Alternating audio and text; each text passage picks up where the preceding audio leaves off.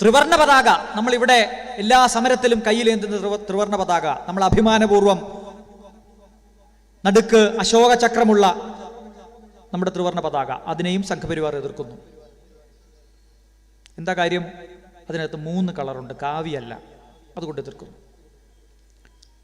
ഇന്ത്യയുടെ എല്ലാ തരത്തിലുള്ള സാംസ്കാരിക വൈവിധ്യങ്ങളും ആ കൊടിക്കകത്തുണ്ട്, അതുകൊണ്ട് ഞങ്ങൾ എതിർക്കുന്നു. പിന്നെ ലോകം ആദരിക്കുന്ന നമ്മുടെ മഹാത്മാഗാന്ധിജിയാണ്. അമേരിക്കയിൽ പോയാൽ നിങ്ങൾക്ക് MG റോഡ് കാണാം. എറണാകുളത്തെ പോലെ നിങ്ങൾക്ക് അമേരിക്കയിൽ പോയാൽ നിങ്ങൾക്ക് MG റോഡ് കാണാം. നിങ്ങൾക്ക് യൂറോപ്പിലെ പ്രധാനപ്പെട്ട രാജ്യങ്ങളിൽ സന്ദർശിച്ചാൽ നിങ്ങൾക്ക് അവിടെ മഹാത്മാഗാന്ധിയുടെ പ്രതിമ കാണാം. ജനീവയിൽ ഐക്യരാഷ്ട്രസഭയുടെ ആസ്ഥാനത്ത് പോയാൽ അവിടെ കാണാവുന്ന 2 പ്രതിമകളിൽ ഒന്ന് മഹാത്മാഗാന്ധിയുടെയാണ്.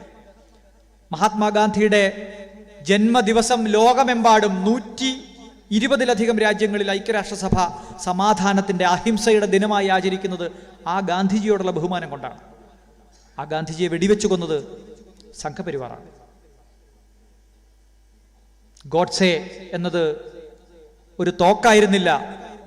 ഗോഡ്സെ എന്നത് VD സവർക്കർ എന്ന തോക്കിൽ നിന്ന് പോയ ഒരു വെറും ഉണ്ട മാത്രമായിരുന്നു എന്ന് കഴിഞ്ഞ മാസം പ്രസിദ്ധീകരിച്ച ഒരു മലയാള പുസ്തകത്തിൽ അതിമനോഹരമായ ഒരു രാഷ്ട്രീയ വാക്യം ഞാൻ വായിച്ചു. PN ഗോപികൃഷ്ണന്റെ പുസ്തകത്തിൽ.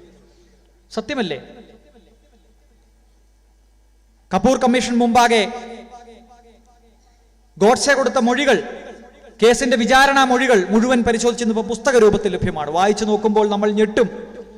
നമ്മളൊക്കെ തെറ്റിദ്ധരിച്ചതുപോലെ, പലരും തെറ്റിദ്ധരിച്ചിരിക്കുന്നത് പോലെ, മഹാത്മാഗാന്ധിയെ കൊന്നത് പാകിസ്ഥാൻ രൂപീകരിച്ചതിന് ശേഷം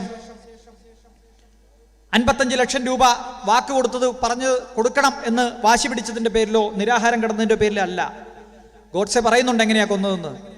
ഈ രാജ്യത്തെ ഹിന്ദുക്കളെ സംഘടിപ്പിച്ച് മറ്റ് മതസ്ഥർക്കെതിരെ ആയുധമെടുക്കാൻ പ്രേരിപ്പിക്കാൻ ഹിംസാത്മകമായ ഒരു ഹിന്ദുത്വ രാജ്യം കെട്ടിപ്പടുക്കാൻ ശ്രമിച്ചപ്പോൾ അഹിംസ കുത്തിവെച്ച് ആ ഹിന്ദുത്വത്തെ തകർത്തത് മഹാത്മാഗാന്ധിയാണ്. മഹാത്മാഗാന്ധിയാണ് ഹിന്ദുക്കളെ അഹിംസാവാദികളാക്കിയത്. ഇതാണ് ഗാന്ധിക്കെതിരായി ഗോഡ്സെ പറയുന്ന ഒന്നാമത്തെ കുറ്റം. ആ ഗോഡ്സെയും ആപ്തയും കൂടി ഗാന്ധിയെ കൊല്ലാൻ വേണ്ടി തോക്ക് പോയി ഒരു ജനുവരി 30-ന് വെടിവെച്ച് കൊല്ലുന്നു. അതിന് 8 ദിവസം മുമ്പ് കൊല്ലാൻ തീരുമാനിച്ചു ഒരു ക്ഷേത്രത്തിൽ വെച്ച്. നടന്നില്ല, കാരണം കയ്യിലുള്ള തോക്ക് മതിയാവുമായിരുന്നില്ല, പ്ലാനിങ് പോരായിരുന്നു. ബോംബെയിൽ പോയി VD സവർക്കറിനെ കണ്ടു. സവർക്കറിന്റെ അനുഗ്രഹാശിസ്സുകളോടുകൂടി പുതിയ തോക്കുമായി ഗാന്ധിയെ കൊല്ലാൻ വന്നു. ഗാന്ധിയെ കൊന്നു. VD സവർക്കർ പ്രതിയായി ഗാന്ധി കൊലക്കേസിൽ. നിങ്ങൾ ആലോചിച്ച് നോക്കണം. ആ VD സവർക്കറിനെ പിന്നെ നമ്മൾ കാണുന്നത് BJP ഗവൺമെന്റ് ആദ്യമായി അധികാരത്തിൽ വന്നപ്പോൾ പാർലമെന്റിന്റെ സെൻട്രൽ ഹാളിൽ എവിടെയാണോ ഗാന്ധിജിയുടെ ചിത്രം നമ്മളെ നോക്കി ചിരിക്കുന്നത് അതിന് നേരെ ഓപ്പോസിറ്റ് VD സവർക്കറിന്റെ പടം ഇവർ വെക്കുകയാണ്. 6 തവണ പരസ്യമായി മാപ്പെഴുതി കൊടുത്ത് ഞാൻ മാത്രമല്ല എൻ്റെ അനുയായികൾ പോലും നിങ്ങൾക്ക് വിടുപണി ചെയ്തു കൊള്ളാം എന്ന് ബ്രിട്ടീഷ് സാമ്രാജ്യത്തോട് മാപ്പെഴുതി കൊടുത്ത VD സവർക്കറിന്റെ പാരമ്പര്യം. ഇവർ ഈ രാജ്യത്തെ ഇങ്ങനെ തച്ചു തകർക്കുന്നത് എന്തിനാണ് ഇങ്ങനെ നശിപ്പിക്കുന്നത് എന്ന് നമ്മൾ ആലോചിച്ച് നോക്കും. നോട്ട് നിരോധനം മുതൽ സാമ്പത്തിക തകർച്ച മുതൽ ഇങ്ങോട്ട് ഈ രാജ്യത്തെ ഈ കാളക്കൂറ്റൻ പിഞ്ഞാണക്കടയിൽ കയറിയതുപോലെ എന്ന മട്ടിൽ ഈ ഗവൺമെന്റ് ഇങ്ങനെ നശിപ്പിച്ചുകൊണ്ടിരിക്കുകയാണ്. ആളുകൾ ചോദിക്കുക, ഈ രാജ്യത്തെ ഇങ്ങനെ നശിപ്പിക്കുമോ ഏതെങ്കിലും ഒരാളുകൾ, മറ്റേതെങ്കിലും ആളുകൾ? ഈ രാജ്യം കെട്ടിപ്പടുത്തതിന്റെ ചോരയിലും വിയർപ്പിലും ഒരു തുള്ളി ചോരയോ ഒരു തുള്ളി വിയർപ്പോ ഇല്ലാത്ത ആളുകൾക്ക് ഈ രാജ്യത്തെ തകർക്കുന്നതിന് യാതൊരു മനസാക്ഷിക്കുത്തും ഉണ്ടാവേണ്ട കാര്യമില്ല. കാരണം ഈ രാജ്യം അവരുടേതല്ല. അവർ ഈ രാജ്യം കെട്ടിപ്പടുത്തതിൽ ഒരു തുള്ളി രക്തം പോലും പങ്കിട്ടിട്ടില്ല. ബഞ്ച് ഓഫ് തോട്ട്സ് എന്ന പുസ്തകത്തിൽ RSSന്റെ സ്ഥാപകൻ നേതാവ് 2 ചെറുപ്പക്കാർ ഈ രാജ്യത്തെ സ്വാതന്ത്ര്യ സമരത്തിൽ പങ്കെടുക്കാൻ വരുന്നുണ്ട്. അവരോട് സദാശിവ ഗോൾവാക്കർ പറയുന്നു, നിങ്ങൾക്ക് വേറെ പണിയില്ലേ? നിങ്ങൾ എന്തിനാ ഈ സ്വാതന്ത്ര്യ സമരത്തിൽ പോയി പങ്കെടുക്കുന്നത്? ഞാൻ തമാശ പറയുന്നതല്ല. കുരുക്ഷേത്ര പബ്ലിക്കേഷൻ ഇറക്കിയ പുസ്തകത്തിൽ പറയുന്നുണ്ട്, നിങ്ങളൊന്ന് വായിച്ചു നോക്കണം. RSS പ്രസിദ്ധീകരിച്ച പുസ്തകമാണ്. നമ്മൾ ആരെങ്കിലും ഇനി കള്ളം പറഞ്ഞൊന്നും വേണ്ട. സ്വാതന്ത്ര്യ സമരത്തിൽ പങ്കെടുക്കാൻ കുടുംബത്തിലെ എല്ലാ ഉത്തരവാദിത്വങ്ങളും നിർവഹിച്ചു വന്ന 2 ചെറുപ്പക്കാരോട് RSSന്റെ സ്ഥാപകൻ പറയാണ്, നിങ്ങൾ വേറെ വല്ല പണിയുണ്ടെങ്കിൽ നോക്ക്, കുടുംബത്ത് പോയിരിക്കെ. അപ്പോൾ അവർ പറഞ്ഞു, ഞങ്ങൾ 2 വർഷത്തേക്ക് കുടുംബത്തേക്ക് വേണ്ട എല്ലാ കാര്യങ്ങളും ചെയ്തു വെച്ചിട്ടാണ് സ്വാതന്ത്ര്യ സമരത്തിൽ പങ്കെടുക്കാൻ വരുന്നത്. അത് ശരി, നിങ്ങൾക്ക് 2 വർഷത്തേക്ക് വീട്ടിലുള്ള എല്ലാ ഉത്തരവാദിത്വം കഴിഞ്ഞു. അങ്ങനെയാണെങ്കിൽ നിങ്ങൾ സംഘപരിവാറിന് വേണ്ടി പ്രവർത്തിക്കൂ. എന്തിനാ ബ്രിട്ടീഷുകാർക്കെതിരെ സമരം ചെയ്യുന്നത്? ബ്രിട്ടീഷുകാർ ഈ രാജ്യം ഭരിച്ചുകൊണ്ട് എന്താ കുഴപ്പം? ഈ രാജ്യസ്നേഹം നമ്മളെ പഠിപ്പിക്കുന്ന ആളുകളുടെ പുസ്തകമാണ്, അവരുടെ ആശയമാണ്. അവർ 200 വർഷത്തിലധികം ഈ രാജ്യത്തെ കട്ടുമുടിച്ച ദ്രോഹിച്ച ബ്രിട്ടീഷ് സാമ്രാജ്യത്തിനെതിരെ ഒരു കൈപ്പടി പോലും, ഒരു സംഗതി പോലും ചെയ്തിട്ടില്ല എന്ന് മാത്രമല്ല, അവർക്ക് വിടുപണി ചെയ്യുന്ന, ഒറ്റുകൊടുക്കുന്ന പാരമ്പര്യമാണ് ഈ രാജ്യത്തെ സംഘപരിവാറിൻ്റെത്. അതുകൊണ്ട് അവർ ഈ രാജ്യത്തെ മഹാത്മാഗാന്ധിയുടെ കൊലക്കേസിൽ പ്രതിയായ ആളുടെ ചിത്രം സെൻട്രൽ ഹാളിൽ സ്ഥാപിച്ചു. ഇന്നിപ്പോ അമിത്ഷായുടെ പത്രസമ്മേളനങ്ങൾ കാണുന്ന നിങ്ങൾക്ക് ചിലർക്കെങ്കിലും കണ്ടു കാണും. അമിത്ഷായുടെയും നരേന്ദ്രമോദിയുടെയും ഓഫീസിൽ പോയിട്ടുള്ള MP-മാർ ഇവിടെ പല വേദികളിലും പ്രസംഗിച്ചിട്ടുണ്ട്. ഗാന്ധിയോടൊപ്പം സവർക്കറുടെ പടവും അവരുടെ മുറികളിലുണ്ട്. ഗോഡ്സെയുടെ പടം എപ്പോൾ കയറും എന്ന് നോക്കിയാൽ മതി. ഗാന്ധിയുടെ ഫോട്ടോ വെച്ച് അതിലേക്ക് നിറയൊഴിക്കുന്ന ചിത്രം നമ്മളിപ്പോഴും കണ്ടുകൊണ്ടിരിക്കുകയാണ്. ഞാൻ അതിൻ്റെ ചരിത്രത്തിലേക്കൊന്നും പോകുന്നില്ല, ഇവിടെ ഇനിയും ആളുകൾ സംസാരിക്കാനുണ്ട്. ഈ നിയമം എത്രമാത്രം അപകടമാണ് എന്ന് മാത്രം പറഞ്ഞുകൊണ്ട് ഞാൻ അതിലേക്ക് തിരിച്ചു വരാം. 5-ാം ആർട്ടിക്കിൾ ഭരണഘടനയിൽ ചേർത്തപ്പോൾ ഇന്ത്യയിൽ ജനിച്ച മുഴുവൻ മനുഷ്യരുടേതും ആണ് ഇന്ത്യ, അതുകൊണ്ട് അവർക്ക് പൗരത്വം നൽകണമെന്ന് ഭരണഘടന പറഞ്ഞു. ഏതാ ഇന്ത്യ? 1935 ബ്രിട്ടീഷുകാരുണ്ടാക്കിയ ഇന്ത്യ, പാകിസ്ഥാനും ബംഗ്ലാദേശും അടങ്ങിയ ഇന്ത്യ. ആ പ്രദേശത്ത് ജനിച്ച മനുഷ്യർ പോലും 1946 ജൂലൈ മാസത്തിന് മുമ്പ് ഇന്ത്യയിലേക്ക് വന്ന്, ഇന്ത്യയുടെ ആ ഘട്ടത്തിലെ ഇന്ത്യയിലേക്ക് വന്ന് താമസിച്ചിട്ടുണ്ടെങ്കിൽ അവർക്ക് പൗരത്വം കിട്ടിയിരിക്കണം എന്ന് പറഞ്ഞു. പാകിസ്ഥാനിൽ നിന്ന് ഇന്ത്യയിലേക്ക് വന്ന കുറച്ച് ആളുകളുണ്ട്, അവരുടെ കാര്യത്തിൽ തർക്കം വന്നു. അവിടെയും സംഘപരിവാർ എതിർത്തു. കോൺസ്റ്റിറ്റ്യൂഷൻ അസംബ്ലി പറഞ്ഞു, ഒരു തർക്കവും വേണ്ട, പാകിസ്ഥാനിൽ നിന്ന് ഇന്ത്യയിലേക്ക് വന്നിട്ടുള്ള മുഴുവൻ ആളുകൾക്കും ഇന്ത്യയിൽ ജനിച്ച ആളുകളെ പോലെ പൗരത്വം കിട്ടും. അന്ന് ബംഗ്ലാദേശ് ഉണ്ടായിട്ടില്ല, 72-ലാണ് പാകിസ്ഥാൻ വിഭജിച്ച് ബംഗ്ലാദേശ് ഉണ്ടാവും. ഡീംഡ് സിറ്റിസൺഷിപ്പ് ഈ ആളുകൾക്കെല്ലാം കിട്ടും. കുറച്ചാളുകൾ ഇന്ത്യയിൽ നിന്ന് സ്വാതന്ത്ര്യം കിട്ടിയപ്പോൾ പാകിസ്ഥാനിലേക്ക് പോയി. വലിയ നല്ല മതരാഷ്ട്രമായിട്ട് അവിടെ ഉണ്ടാവും എന്നൊക്കെ വിചാരിച്ച് അവരുടെ ബന്ധുക്കളൊക്കെ അവിടെയാണ്, അതുകൊണ്ട് അങ്ങോട്ട് പോയി. വലിയ കലാപം, 10 ലക്ഷത്തിലധികം മനുഷ്യരെ കൊന്നതിൻ്റെ പാപക്കറ, ആ ചോരക്കറ ഇപ്പോഴും സംഘപരിവാറുകാരുടെ കയ്യിലുണ്ട്. അങ്ങനെ വലിയ കൂട്ടക്കൊലയും കൊലപാതകങ്ങളും നടന്നപ്പോൾ പോയ ആളുകളിൽ ചിലർ തിരിച്ചു വന്നു. കോൺസ്റ്റിറ്റ്യൂഷൻ അസംബ്ലി ഡിബേറ്റ് ഇങ്ങനെ നടക്കുമ്പോൾ നിങ്ങൾ ആലോചിച്ച് നോക്കണം, ഈ രാജ്യത്തിന്റെ ദീർഘകാലത്തേക്കുള്ള ഭരണഘടന ഉണ്ടാക്കാൻ ചർച്ച നടത്തിക്കൊണ്ടിരിക്കുമ്പോൾ പുറത്ത് കലാപമാണ്, ലക്ഷക്കണക്കിന് മനുഷ്യർ കൊല്ലപ്പെടുകയാണ്. അവരുടെ ചോരയും ആർത്തനാദവും പുറത്ത് നടക്കുമ്പോൾ നമ്മൾ ഉണ്ടാക്കിയ ഭരണഘടനയാണിത്. ആ ഭരണഘടനാ അസംബ്ലിയിൽ അർത്ഥശങ്കയ്ക്കിടയില്ലാത്ത വിധം പണ്ഡിറ്റ് ജവഹർലാൽ നെഹ്റു പറഞ്ഞു, പാകിസ്ഥാനിൽ പോയി തെറ്റുപറ്റിയെന്ന് തോന്നി ഇന്ത്യയിലേക്ക് തിരിച്ചു വരുന്ന ആളുകൾക്ക് പോലും നമ്മൾ പൗരത്വം നൽകണം. അത് മതാടിസ്ഥാനത്തിലല്ല, അവിടെ നിന്ന് വരുന്ന ആളുകൾക്ക് ഇന്ത്യ ഒരു മാതൃരാജ്യമായി സ്വീകരിച്ച് തുടർന്നും ജീവിക്കാം എന്നുണ്ടെങ്കിൽ വരുന്നവന്റെ മനസാക്ഷി നോക്കി, അവന്റെ വരുന്നതിന്റെ ആവശ്യകത നോക്കി നമ്മൾ അവർക്ക് പൗരത്വം നൽകണം. റെസിഡൻഷ്യൽ പെർമിറ്റ് ഉണ്ടെങ്കിൽ റെസിഡൻഷ്യൽ പെർമിറ്റ് ഉള്ള ആളുകൾക്ക് ഇന്ത്യയിൽ പൗരത്വം നൽകണം. വരുന്നവന്റെ ഉദ്ദേശശുദ്ധി നോക്കണം, ജനിച്ച മതമല്ല നോക്കേണ്ടത്. ഇവിടെ എന്താ നോക്കുന്നത്? ഇവിടെ ജനിച്ച മതമാണ് നോക്കുന്നത്. പാകിസ്ഥാൻ, ബംഗ്ലാദേശ്, അഫ്ഗാനിസ്ഥാൻ എന്നീ രാജ്യങ്ങളിൽ നിന്ന്, 3 രാജ്യങ്ങളിൽ നിന്ന് മതദ്രോഹമോ മതദ്രോഹ ഭീതിയോ കൊണ്ട് ഇന്ത്യയിലേക്ക് 2014 ഡിസംബർ മാസം 31 മുൻപ് വന്നിട്ടുള്ള ആളുകൾക്ക് ഇന്ത്യയിൽ പൗരത്വം നൽകാം എന്നാണ് പറയുന്നത്. പൗരത്വ നിയമം ഉണ്ടാക്കാൻ ആർട്ടിക്കിൾ 11 കൊടുത്ത അധികാരം ഉപയോഗിച്ച് പാർലമെന്റ് 1955 പൗരത്വ നിയമം ഉണ്ടാക്കിയപ്പോൾ 4 തരത്തിൽ മാത്രമേ ഇന്ത്യയിൽ പൗരത്വം ഉണ്ടായിരുന്നുള്ളൂ. അതിന്റെ 3-ാം വകുപ്പിൽ പറയുന്നത് ഇന്ത്യക്കകത്ത് ജനിച്ച മനുഷ്യരെല്ലാം ഇന്ത്യയിലെ പൗരന്മാരായിരിക്കുമെന്നാണ്. അതിപ്പോൾ ഇന്ത്യക്കാരനെ ജനിച്ചാലും, ഒരു പാകിസ്ഥാൻകാരനെ ജനിച്ചാലും, ഒരു അമേരിക്കക്കാരനെ ജനിച്ചാലും, ഇന്ത്യൻ മണ്ണിലാണോ ഒരു കൊച്ചു പറഞ്ഞത്, ആ കൊച്ചിന് ഇന്ത്യയിലെ പൗരത്വം കിട്ടും. ഇതായിരുന്നു ഇന്ത്യയിലെ 55 മുതലുള്ള ഇന്ത്യയിലെ പൗരത്വ നിയമം. 3-ാം വകുപ്പ് പ്രകാരം ജന്മനാ കിട്ടുന്ന പൗരത്വം അതാർക്കും നിഷേധിക്കാൻ പറ്റത്തില്ല. അതൊരു സർക്കാരിന്റെ ഔദാര്യമല്ല, അതാർക്കും നിഷേധിക്കാൻ പറ്റത്തില്ല, അത് ജന്മസിദ്ധമാണ്. 4-ാം വകുപ്പ് പ്രകാരം പാരമ്പര്യത്തിലൂടെയുള്ള പൗരത്വം, ഇന്ത്യക്കാരായ ഏതെങ്കിലും അച്ഛനോ അമ്മയ്ക്കോ ലോകത്ത് ഏത് രാജ്യത്ത് ജനിച്ചാലും അവരുടെ കൊച്ചിന് ഇന്ത്യയിലെ പൗരത്വം കിട്ടും. അത് പാരമ്പര്യത്തിലൂടെ കിട്ടുന്ന പൗരത്വമാണ്. അത് കേന്ദ്ര സർക്കാരിന്റെ ഔദാര്യമല്ല, അതാർക്കും നിഷേധിക്കാനും കഴിയില്ല. 3ഉം 4ഉം വകുപ്പ് കഴിഞ്ഞാൽ 5-ാമത്തെ വകുപ്പിൽ ഇന്ത്യയിലേക്ക് വന്നിട്ടുള്ള ആളുകൾക്ക്, അത് കല്യാണം കഴിച്ച് വന്നവരാകാം, ബന്ധുബലത്തിൽ വന്നവരാകാം, അല്ലെങ്കിൽ തൊഴിൽപരമായി വന്നവരാകാം, അങ്ങനെ വന്നിട്ടുള്ള ആളുകൾക്ക് 7 വർഷം ഇന്ത്യയിൽ താമസിച്ചാൽ കേന്ദ്ര സർക്കാരിന് രജിസ്ട്രേഷനിലൂടെ പൗരത്വം നൽകാൻ ആവശ്യപ്പെടാം. അങ്ങനെ ആവശ്യപ്പെട്ടാൽ കേന്ദ്ര സർക്കാരിന് വേണമെങ്കിൽ പൗരത്വം നൽകാം. അത് കേന്ദ്ര സർക്കാരിന്റെ ഓപ്ഷനാണ്, അതാരുടെയും ജന്മാവകാശമല്ല. 5-ാം വകുപ്പിലെ രജിസ്ട്രേഷനിലൂടെയുള്ള പൗരത്വം കിട്ടണമെങ്കിൽ 7 വർഷം കാത്തിരിക്കണം. നമ്മുടെ സോണിയാഗാന്ധിക്കൊക്കെ കിട്ടിയിരിക്കുന്ന പൗരത്വം രജിസ്ട്രേഷനോടുള്ള പൗരത്വമാണ്. അവർ ഇന്ത്യയിൽ ജനിച്ചവരല്ല, ഇന്ത്യയുടെ പൗരന്മാരുടെ മക്കളായിട്ട് ജനിച്ചതുമല്ല. അവർക്ക് രജിസ്ട്രേഷനിലൂടെ പൗരത്വം കിട്ടിയതാണ്. 6-ാം വകുപ്പ് പ്രകാരം നാച്ചുറലൈസേഷനിലൂടെ പൗരത്വം കിട്ടും. 11 വർഷം ഇന്ത്യയിൽ താമസിച്ചാൽ ഏത് വിദേശിയാണെങ്കിലും തുടർന്ന് അങ്ങോട്ട് ഇന്ത്യയിലാണ് കഴിയാൻ പോകുന്നത്, എനിക്ക് പൗരത്വം വേണമെന്ന് പറഞ്ഞ് അപേക്ഷ കൊടുത്താൽ കേന്ദ്ര സർക്കാരിന് വേണമെങ്കിൽ പൗരത്വം കൊടുക്കാം. 11 വർഷം കാലാവധി. നമ്മുടെ കലാമണ്ഡലത്തിൽ കഥകളി പഠിക്കാൻ വന്ന ഒരു വിദേശ വനിതയ്ക്കുൾപ്പെടെ നമുക്ക് പൗരത്വം കിട്ടിയിരിക്കുന്നത് അങ്ങനെയാണ്. ഇതിലൊന്നും പെടാത്തൊരു വിഭാഗമുണ്ട്, അത് നുഴഞ്ഞുകയറ്റക്കാരാണ്. ഈ രാജ്യത്ത് പാസ്പോർട്ടും വിസയും ഇല്ലാതെ നുഴഞ്ഞു കയറി വന്നിട്ടുള്ള ആളുകൾക്ക് ഈ രാജ്യത്ത് ഒരു 100 വർഷം താമസിച്ചാലും പൗരത്വത്തിന് അപേക്ഷിക്കാൻ കഴിയില്ല. കാരണം അവർ ഇല്ലീഗൽ മൈഗ്രൻസ് ആണ്, അവർ നുഴഞ്ഞു കയറി വന്ന ആളുകളാണ്. അതല്ലാത്ത ആളുകൾക്ക് മുഴുവൻ പൗരത്വം കൊടുക്കാൻ 2 തരത്തിലുള്ള പൗരത്വം കൊടുക്കാനുള്ള സംവിധാനം ഇന്ത്യയിലുണ്ട്. ജന്മസിദ്ധമായും പാരമ്പര്യമായും കിട്ടിയ പൗരത്വം ആർക്കും നിഷേധിക്കാൻ കഴിയില്ല.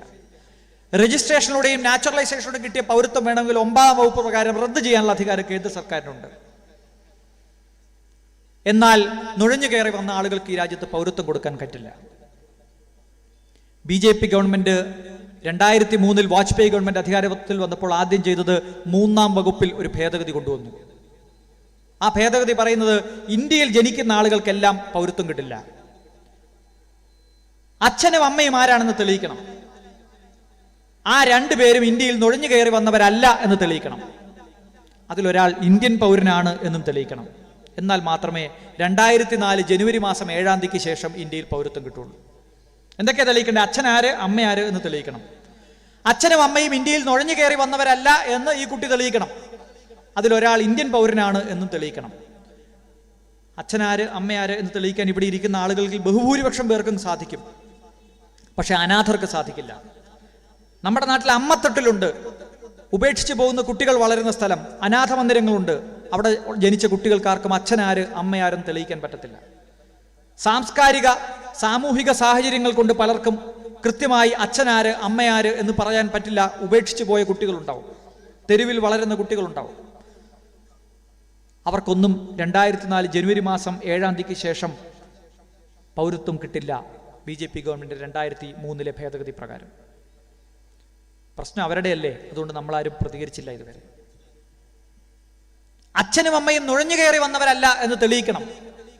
പൗരത്വം തെളിയിക്കാനുള്ള ബാധ്യത 2003 മുൻപ് സർക്കാരിൻ്റെതായിരുന്നെങ്കിൽ അതിനുശേഷം അത് പൗരന്മാരുടേതായി മാറി. എന്താ പ്രധാനപ്പെട്ട വ്യത്യാസം? ഞാനിപ്പോൾ ഇവിടെ വന്ന് 5-6 മണിക്കൂറൊക്കെ കഴിഞ്ഞ് തിരിച്ചു പോകുമ്പോൾ ഈ പ്രദേശത്ത് ഏതെങ്കിലും ഒരു കുറ്റകൃത്യം നടന്നിട്ടുണ്ടെങ്കിൽ എൻ്റെ ശത്രുതയുള്ള ആരെങ്കിലും ഒരു പരാതി പോലീസ് സ്റ്റേഷനിൽ പോയി കൊടുത്താൽ പോലീസിന് വേണേൽ എന്നെ ആ കേസിൽ പ്രതിയാക്കാം. പക്ഷെ പോലീസ് അത് സംശയാതീതമായി കോടതിയിൽ തെളിയിക്കുന്നത് വരെ ഞാൻ നിരപരാധിയാണ്. കുറ്റം തെളിയിക്കേണ്ട ബാധ്യത ആ കുറ്റം ആരോപിക്കുന്ന പ്രോസിക്യൂഷനും സർക്കാരിനുമാണ്. അതുവരെ പൗരന്മാർ തെളിവ് ബാധ്യത ഇല്ലാത്ത ആളുകളാണ്. പൗരത്വത്തിന്റെ കാര്യത്തിൽ 2003 ശേഷം ഇന്ത്യയിൽ അത് തെളിയിക്കേണ്ട ബാധ്യത എന്റെയും നിങ്ങളുടേതായി മാറി. പൗരത്വം തെളിയിക്കാത്ത മനുഷ്യരെല്ലാം വിദേശികളാണ് എന്ന നിയമം കൊണ്ടുവന്നു.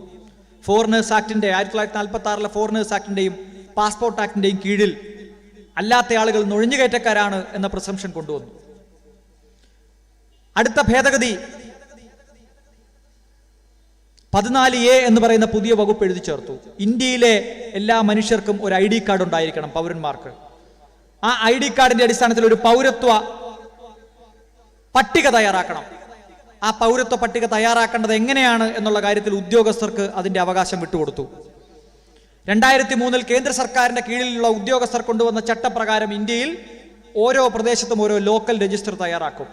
6 മാസമായി താമസിക്കുന്ന ആളുകളുടെ പട്ടിക.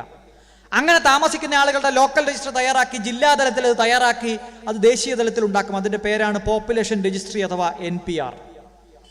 ഈ NPR-നകത്ത് പൗരത്വം സംശയമുള്ള ആളുകളുടെ പേരിന് നേരെ D എന്ന് മാർക്ക് ചെയ്താൽ അവർ സംശയമുള്ള പൗരത്വത്തിനുടമയാണ്, ഡിസ്പ്യൂട്ടഡ് സിറ്റിസൺസ് ആണ്.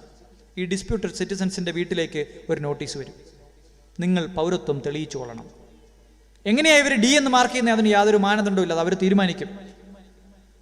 അച്ഛൻ്റെ അമ്മയുടെയും ജനിച്ച സ്ഥലം കൃത്യമായി ഇന്ത്യയല്ല, സ്കൂളിൽ ചേർത്തപ്പോൾ ഉള്ള സർട്ടിഫിക്കറ്റിനകത്തുള്ള ഡേറ്റും യഥാർത്ഥ ഡേറ്റ് ഓഫ് ബർത്തും 2ആണ്. സർട്ടിഫിക്കറ്റിലെ പേരിനകത്തും അല്ലാത്ത മറ്റു പേരുകളിലും പാസ്പോർട്ടിലും ഒക്കെ വ്യത്യസ്തമായിട്ടുള്ള പേരുകളുണ്ട്, സ്പെല്ലിംഗ് മിസ്റ്റേക്ക് ഉണ്ട്. ഏത് കുറ്റവുമാകാം, ഉദ്യോഗസ്ഥർക്ക് നിങ്ങൾ ഇന്ത്യൻ പൗരനല്ല എന്ന് തോന്നിയാൽ പേരിന് നേരെ ഡി എന്ന് മാർക്ക് ചെയ്താൽ ഡിസ്പ്യൂട്ടഡ് സിറ്റിസൻസ് ആയി തെളിയിക്കേണ്ട ബാധ്യത എൻ്റെയും നിങ്ങളുടെയുമായി. തീർന്നില്ല. ആർക്കും ഇയാളൊരു ഇന്ത്യൻ പൗരനാകാൻ പാടില്ല എന്ന് പറഞ്ഞ് പരാതി കൊടുക്കാം. നമ്മുടെ നാട്ടിലൊക്കെ ആമ്പിള്ളേരും പെമ്പിള്ളേരും മതം മാറി ഒളിച്ചോടിപ്പോയാൽ 30 ദിവസം നോട്ടീസ് ഇട്ട് മാത്രമേ കല്യാണം കഴിക്കാൻ പറ്റുള്ളൂ സ്പെഷ്യൽ മാരേജ് ആക്ട് പ്രകാരം. അപ്പോൾ ഈ ഓഫീസിന് മുമ്പിലൊരു ബോർഡ് ഇടും, ആർക്കെങ്കിലും ഇവർ കല്യാണം കഴിക്കുന്നതിൽ എതിർപ്പുണ്ടോ പരാതിയുണ്ടോ എന്നൊക്കെ ചോദിക്കും. അങ്ങനെ എല്ലാ പരാതിയും കൊടുക്കാൻ പറ്റില്ല. ഇവർ തമ്മിൽ ഒരു പ്രൊഹിബിറ്റഡ് ഡിഗ്രി ഓഫ് റിലേഷൻഷിപ്പ്, ഏതെങ്കിലും ഒരു അച്ഛൻ്റെയോ അമ്മയുടെയോ മക്കളാണോ, അല്ലെ അടുത്ത ബന്ധുക്കളുടെ മക്കളാണോ, അല്ലെങ്കിൽ നേരത്തെ ഇവരിൽ ആരെങ്കിലും ഒരാൾ കല്യാണം കഴിച്ചത് മറച്ചു വെച്ചാണ് ഈ കല്യാണം നടത്തുന്നത് തുടങ്ങിയ 2 or 3 എതിർപ്പുകൾ മാത്രമേ പറയാൻ പറ്റുകയുള്ളൂ. ഇതങ്ങനെയല്ല. പൗരൻ, ഇയാൾക്ക് പൗരത്വം കൊടുക്കാൻ പാടില്ല എന്ന് ഏത് കാരണം വെച്ച് വേണമെങ്കിലും ആർക്ക് വേണമെങ്കിലും പരാതിപ്പെടാം. ഇപ്പം ഞാനാണ് പട്ടികയിൽപ്പെടുന്നതെങ്കിൽ എന്നോട് വിരോധമുള്ള സകല മനുഷ്യർക്കും എനിക്കെതിരായി പരാതിപ്പെടാം. ഇതെല്ലാം തെറ്റാണെന്ന് തെളിയിച്ച് എൻ്റെ പൗരത്വം സ്ഥാപിക്കേണ്ട ഉത്തരവാദിത്വം എൻ്റെയാണ്. അങ്ങനെ തെളിയിക്കാൻ സാധിക്കുന്നില്ലെങ്കിൽ NRC എന്ന് പറയുന്ന ഈ രാജ്യത്തെ പൗരത്വ പട്ടികയിലേക്ക് എനിക്ക് കയറാൻ പറ്റുകയില്ല. ഇല്ലെങ്കിൽ എൻ്റെ സ്ഥാനം പുറത്താണ്. തെളിയിച്ചാൽ എനിക്ക് NRC പട്ടികയിലേക്ക് കയറാം. ഇതാണ് ആസാമിൽ കഴിഞ്ഞ കുറച്ചു കാലമായി നടക്കുന്നത്. സുപ്രീം കോടതി വിധി പറഞ്ഞിട്ടാണ് ഞങ്ങളുടെ കുറ്റമല്ല എന്ന് BJP ഗവൺമെന്റ് പറയുന്നുണ്ട്. എന്നാൽ BJPക്ക് ഈ ആക്ട് അങ്ങ് പിൻവലിച്ചാൽ പോരെ? സുപ്രീം കോടതി പറഞ്ഞോ NRC ഈ രാജ്യത്ത് എല്ലായിടത്തും നടപ്പാക്കിയേ പറ്റുമെന്ന്? ആസാമിൽ NRC നടപ്പാക്കാൻ സുപ്രീം കോടതിയിൽ ഒരാൾ കേസ് പോയി. ഈ രാജ്യത്തുള്ള നിയമം നടപ്പാക്കണമെന്ന് സുപ്രീം കോടതി പറഞ്ഞു. അതിലെന്താ തെറ്റ്? നിങ്ങൾക്ക് ഈ നിയമത്തോട് വിയോജിപ്പുണ്ടെങ്കിൽ അത് നടപ്പാക്കുന്നതിൽ എന്താ കുഴപ്പം? ഈ രാജ്യത്ത് പൗരത്വ പട്ടിക ഉണ്ടാക്കുന്നതിന് ഒരാളും എതിരല്ല. ആരാ എതിരുള്ളത്? ഈ രാജ്യത്ത് പൗരത്വ പട്ടിക ഉണ്ടാക്കുന്നതിന് ഉണ്ടാക്കട്ടെ.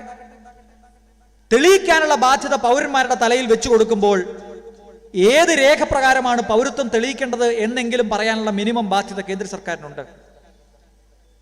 നമ്മളിവിടെ ഇരിക്കുന്ന മുഴുവൻ ആളുകളും ഒരു ബസ്സിലെ യാത്രക്കാരാണെന്ന് നിങ്ങൾ വിചാരിച്ചാണ്. ഞാനും നിങ്ങളും ബസ് തുടങ്ങിയപ്പോൾ മുതൽ നമ്മൾ ഈ ബസ്സിനകത്തുണ്ട്. കുറച്ച് കഴിഞ്ഞപ്പോൾ ഒരു ചെക്കർ കയറുകയാണ്. എന്നിട്ട് പറയാൻ ടിക്കറ്റ് ഇല്ലാത്ത മുസ്ലിങ്ങളൊക്കെ പുറത്തു പോകണം. എങ്കിലും പോളിംഗ് ബൂത്തിലേക്ക് പോകുമ്പോൾ വോട്ടേഴ്സ് ID കാർഡോ അല്ലെങ്കിൽ രേഖകളോ ഇല്ലെങ്കിൽ തിരിച്ചു പോകാൻ പറയും. സിനിമാ താരങ്ങൾ ഉൾപ്പെടെ തിരിച്ചു പോയ സന്ദർഭമുണ്ട്. തെളിവ് ബാധ്യത അവിടെ പൗരന്റെയാണ്. പക്ഷേ അത് തെളിയിക്കുന്നതിന് മുമ്പ് വോട്ടർമാർക്കെല്ലാം വോട്ടേഴ്സ് ID കാർഡ് കൊടുത്തിട്ട് ആ പ്രോസസ്സ് കംപ്ലീറ്റ് ചെയ്തിട്ടാണ് നിങ്ങളോട് വോട്ടേഴ്സ് ID കാർഡ് ചോദിക്കുന്നത്. ഡ്രൈവിംഗ് അറിയാവുന്ന മുഴുവൻ ആളുകൾക്കും ഡ്രൈവിംഗ് ലൈസൻസ് കൊടുക്കുന്ന ഒരു പ്രോസസ്സ് ഈ നാട്ടിലുണ്ട്. അങ്ങനെ എൻ്റെയും നിങ്ങളുടെയും പോക്കറ്റിൽ ഡ്രൈവിംഗ് ലൈസൻസ് വെച്ച് നമ്മൾ വണ്ടി ഓടിക്കുമ്പോൾ പോലീസോ RTO കൈ കാണിച്ച് എവിടെ ഡ്രൈവിംഗ് ലൈസൻസ് വെച്ചാൽ നമ്മൾ കാണിക്കാൻ ബാധ്യത നമ്മുടെയാണ്. തെളിവ് ബാധ്യത നമ്മുടെയാണ്. കാരണം ആദ്യം നമ്മളിത് പോക്കറ്റിൽ മേടിച്ച് വെച്ചിട്ടുണ്ട്. പൗരത്വം തെളിയിക്കാനുള്ള രേഖ എൻ്റെയും നിങ്ങളുടെയും വീടുകളിൽ എത്തിച്ചതിന് ശേഷമാണോ എന്നോടും നിങ്ങളോടും പൗരത്വം തെളിയിക്കാൻ പറയുന്നത്? അല്ല. ഈ ബസ്സിൽ ചെക്കർ മാത്രമേ കയറിയിട്ടുള്ളൂ, കണ്ടക്ടർ കയറിയിട്ടില്ല. പക്ഷേ ടിക്കറ്റ് എടുക്കാത്ത ആര് പുറത്തു പോകണം എന്ന കാര്യത്തിൽ ചെക്കർ തീരുമാനമെടുത്തു കഴിഞ്ഞു. കളി തുടങ്ങുന്നതിന് മുമ്പ് ചുമപ്പ് കാർഡ് ആരെ കാണിക്കണം എന്നിവർ തീരുമാനിച്ചു കഴിഞ്ഞു. ഈ രാജ്യത്തെ വർഗീയമായി വിഭജിക്കുന്ന, മതാടിസ്ഥാനത്തിൽ വിഭജിക്കുന്ന, അതിൻ്റെ അടിസ്ഥാനത്തിൽ പൗരത്വം തീരുമാനിക്കുന്ന നിയമ ഭേദഗതിയിലേക്ക് ഇവർ വന്നത് ഘട്ടം ഘട്ടമായിട്ടാണ്. 2003 ഭേദഗതികളെല്ലാം ചെയ്തു. NPR ഈ രാജ്യത്ത് നടപ്പായി. ഗവൺമെന്റിന്റെ സബ്സിഡികൾ മിസ്യൂസ് ചെയ്യപ്പെടുന്നില്ല എന്ന് തീരുമാനിക്കാൻ വേണ്ടി കൊണ്ടുവന്ന ആധാർ ഇവർ NPRുമായി ലിങ്ക് ചെയ്തു. NPRന്റെയും ആധാറിന്റെയും ഡേറ്റാബേസ് ഒന്നാണ് എന്ന് 2015 മുതൽ പറയുന്ന ആളുകൾ തെറ്റാണ് പറയുന്നത് എന്ന് പറഞ്ഞുകൊണ്ടിരുന്നത് ഇപ്പൊ പൊളിഞ്ഞു. കഴിഞ്ഞ മാസം ആധാറിന് നേതൃത്വം നൽകുന്ന ആളുകൾ തന്നെ പറഞ്ഞു NPRന്റെയും ആധാറിന്റെയും ഡാറ്റാബേസ് ഒന്നാണ്. എന്താ ചെയ്യുന്നത്? പൗരത്വവുമായി ഒരു ബന്ധവുമില്ലാതെ തയ്യാറാക്കപ്പെട്ട ഒരു പ്രോസസ്സിൽ നിന്ന് ഡാറ്റ സ്വീകരിച്ച്, പൗരന്മാരുടെ വിവരങ്ങൾ ശേഖരിച്ചു വെച്ചത് സ്വീകരിച്ച് അത് പൗരത്വ നിയമത്തിന് വേണ്ടി ഉപയോഗിക്കുകയാണ്. കേന്ദ്ര സർക്കാർ സുപ്രീം കോടതിയിൽ വാദിച്ചപ്പോൾ രാജീവ് ധവാൻ ഉൾപ്പെടെയുള്ള സീനിയർ അഭിഭാഷകർ പറഞ്ഞു ഈ ഡാറ്റ പ്രൊട്ടക്റ്റഡ് അല്ല, ഇത് സംരക്ഷിക്കപ്പെടണം. ഈ വിവരങ്ങൾ പൗരന്മാർ കൊടുത്തിരിക്കുന്നത് മറ്റു ഉദ്ദേശങ്ങൾക്കാണ്, ഈ രാജ്യത്ത് ചില നല്ല കാര്യങ്ങൾ വരട്ടെ എന്ന് വിചാരിച്ചിട്ടാണ്, അത് തെറ്റായി ഉപയോഗിക്കാൻ പാടില്ല, ഡാറ്റ പ്രൊട്ടക്ട് ചെയ്യണം എന്ന് പറഞ്ഞപ്പോൾ അതിന് മറുപടിയായി സീനിയർ അഭിഭാഷകൻ കേന്ദ്ര സർക്കാരിനെ പ്രതിനിധീകരിക്കുന്ന KK വേണുഗോപാൽ അദ്ദേഹം പറഞ്ഞത് ഈ ഡാറ്റ പ്രൊട്ടക്ട് ചെയ്യാൻ വേണ്ടി ഞങ്ങൾ വലിയ മതിൽ പണിതിട്ടുണ്ട് എന്നാണ്. ആ ആധാറിൽ കിട്ടിയ ഡാറ്റാബേസ് ഇവർ NPRന് വേണ്ടി ഉപയോഗിക്കുകയാണ്. എല്ലാ 10 വർഷം കൂടുമ്പോഴും ഈ രാജ്യത്തെ എല്ലാ മനുഷ്യരുടെയും കണക്കെടുപ്പ് നടത്തുന്ന സെൻസസിനകത്തേക്ക് NPR നുഴഞ്ഞു കയറ്റിക്കൊണ്ട് ഇവർ പൗരത്വ ഭേദഗതി നിയമം നടപ്പാക്കാൻ ശ്രമിച്ചുകൊണ്ടിരിക്കുകയാണ്. 2015 ഈ BJP ഗവൺമെന്റ് അധികാരത്തിൽ വന്നപ്പോൾ ഇവർ ആദ്യത്തെ ഭേദഗതി കൊണ്ടുവന്നു പാസ്പോർട്ട് നിയമത്തിൽ. പാകിസ്ഥാൻ, ബംഗ്ലാദേശ് എന്നീ രാജ്യങ്ങളിൽ നിന്ന് അഭയാർത്ഥികളായി ഇന്ത്യയിലേക്ക് ആളുകൾ വരുന്നുണ്ട്. അവിടെ ആ രാജ്യങ്ങൾക്കൊക്കെ മതമുണ്ട് ഔദ്യോഗികമായിട്ട്. ആ ഔദ്യോഗിക മതമുള്ള ഭരണഘടനയിലുള്ള രാജ്യങ്ങൾ അവിടുത്തെ ന്യൂനപക്ഷങ്ങളെ പീഡിപ്പിക്കുന്നു. അതുകൊണ്ട് കുറെ ആളുകൾ 2014 ഡിസംബർ 31 മുമ്പ് ഇന്ത്യയിലേക്ക് വന്നിട്ടുണ്ട്. അതുകൊണ്ട് പാസ്പോർട്ട് നിയമത്തിന്റെയും ഫോറിനേഴ്സ് നിയമത്തിന്റെയും ശിക്ഷകളിൽ നിന്ന് അവരെ വിടുതൽ ചെയ്യുന്നു എന്ന് 2015 സെപ്റ്റംബർ മാസം 7-ാം തീയതി ഒരു ഭേദഗതി കൊണ്ടുവന്നു.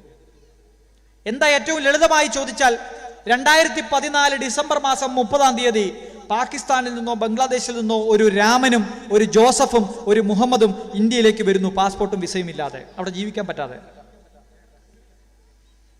അതിർത്തിയിൽ വെച്ച് പട്ടാളം പിടിക്കുന്നു, അവരെ പോലീസിനെ ഏൽപ്പിക്കുന്നു, അവർ ജയിലിലാവുന്നു. 2015 ജനുവരി മാസം 1-ാം തീയതി മുതൽ അവർ ജയിലില്ല, 3 പേരും. എന്താ കാര്യം? പാസ്പോർട്ടും ഇല്ല, വിസയും ഇല്ല, നുഴഞ്ഞു കയറി വന്നവരാ. 8 മാസം കഴിഞ്ഞ് സെപ്റ്റംബർ മാസം 8-ാം തീയതി രാവിലെ രാമനും ജോസഫിനും തന്റെ മതം തെളിയിച്ചാൽ ജയിലിൽ നിന്ന് പുറത്തു പോവാം. മുഹമ്മദ് ജയിലിനകത്ത് തുടരും. കാരണം പാസ്പോർട്ട് നിയമത്തിനകത്തെ ശിക്ഷാ കാലാവധിയിൽ നിന്ന്, ശിക്ഷാ നടപടികളിൽ നിന്ന് ഒഴിവാക്കപ്പെട്ട 6 മതവിഭാഗത്തിൽ മുഹമ്മദിന്റെ മതമില്ല. ആയുഷ്കാലം പള്ളിയിൽ പോകാത്ത ഒരാളാണ് ഈ മുഹമ്മദ് എന്ന് സങ്കല്പിക്കുക. അച്ഛനും അമ്മയ്ക്കും, ഇസ്ലാമായ അച്ഛനും അമ്മയ്ക്കും ഉണ്ടായ മുഹമ്മദ് പക്ഷേ യുക്തിവാദിയായി പള്ളിയിൽ പോയിട്ടില്ല. കാര്യമില്ല. മുഹമ്മദ് ജനിച്ച മതം ഈ 6 മതവിഭാഗത്തിൽപ്പെട്ട എക്സംഷൻ ലിസ്റ്റിൽ ഇല്ലാത്തത് കൊണ്ട് മുഹമ്മദ് അപ്പോഴും ജയിലിൽ തന്നെ കിടക്കും. ദൈവമുണ്ടോ ഇല്ലയോ എന്ന കാര്യത്തിൽ സന്ദേഹമുള്ള ഒരു വിഭാഗമുണ്ട്. അവർ ദൈവം ഉണ്ടെന്നും പറയത്തില്ല, ഇല്ലെന്നും പറയത്തില്ല. അതിൽപ്പെട്ടയാളാണെങ്കിലും മുഹമ്മദ് ജയിലിൽ തന്നെ കിടക്കും. കാരണം മുഹമ്മദ് ജനിച്ച മതം ഇതിനകത്ത് എക്സംഷൻ ലിസ്റ്റിലില്ല. പുറത്തിറങ്ങിയ ജോസഫിനും പുറത്തിറങ്ങിയ രാമനും ഇന്ത്യയിൽ ഒരു കാലത്തും പൗരത്വത്തിന് അപേക്ഷിക്കാൻ പറ്റില്ല. കാരണം അവർ നുഴഞ്ഞുകയറ്റക്കാരാണ്. അങ്ങനെ പുറത്തിറങ്ങിയ 2 പേർക്കും പൗരത്വം കൊടുക്കാൻ 2019 പൗരത്വ നിയമത്തിന്റെ അകത്ത് 2-ാം വകുപ്പിൽ ആരാണ് നുഴഞ്ഞുകയറ്റക്കാർ എന്നുള്ളതിൽ ഭേദഗതി കൊണ്ടുവരുന്നു.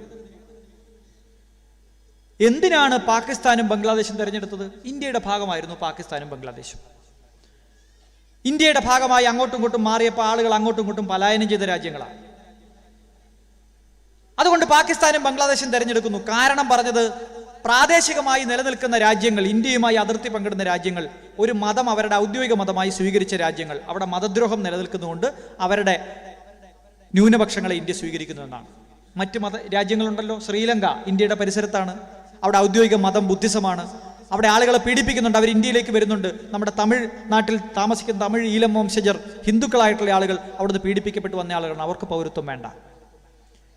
ഭൂട്ടാൻ എന്ന് പറയുന്ന രാജ്യം ബുദ്ധിസ്റ്റ് രാജ്യമാണ്, വജ്രായന ബുദ്ധിസം. അവിടെ പോയിട്ടുള്ള ആളുകൾക്കറിയാം, അവിടെ നിന്ന് ക്രിസ്ത്യാനികൾ മതപരമായ പീഡനം ഏറ്റുവാങ്ങി ഇന്ത്യയിലേക്ക് വന്ന് പ്രാർത്ഥിച്ച് തിരിച്ചു പോകുന്നത് നമുക്ക് കാണാം. അവിടെ നിന്ന് വരുന്ന ആളുകൾക്ക് ഇത് ബാധകമല്ല.